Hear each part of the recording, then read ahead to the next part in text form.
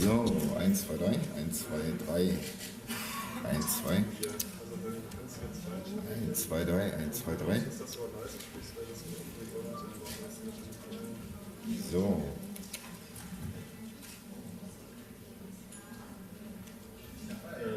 Ich habe jetzt. So. Jetzt müssen wir nämlich auf Kanal Englisch hören.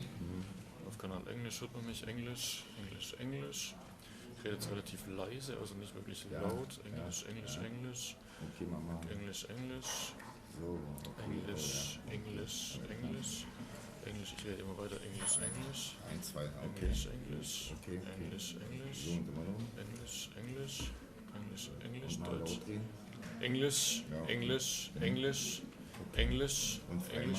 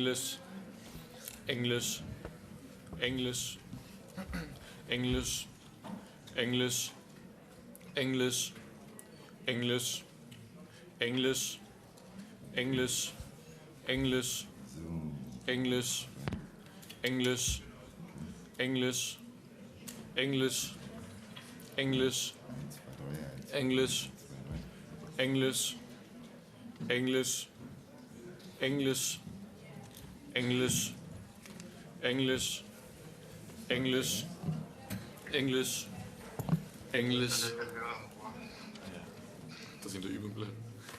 Achso, ja, das stimmt. Englisch, Deutsch.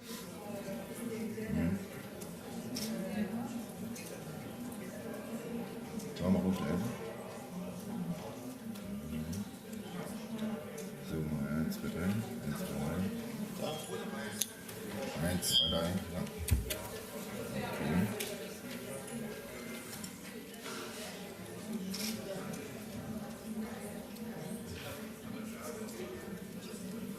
Also ich kann ihn nicht mehr lauter machen, also ich kann ihn ja gar nicht mehr lauter machen, das ist schon mal ziemlich.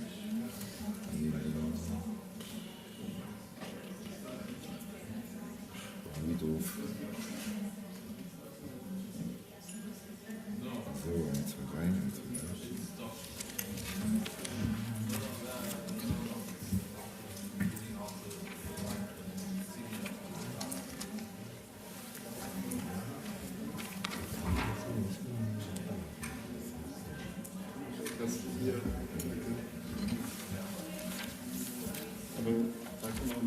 So, 1, 2, 3, 1, 2, 3. Ja.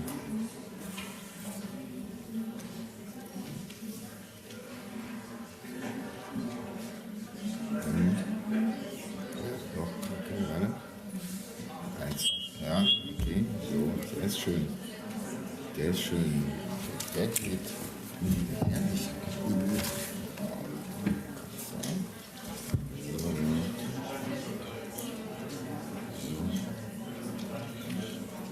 Ist die nur bei dir?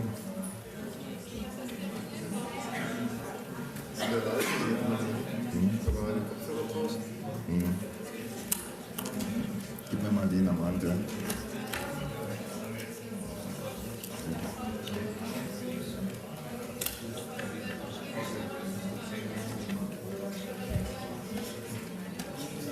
Okay, der ist besser.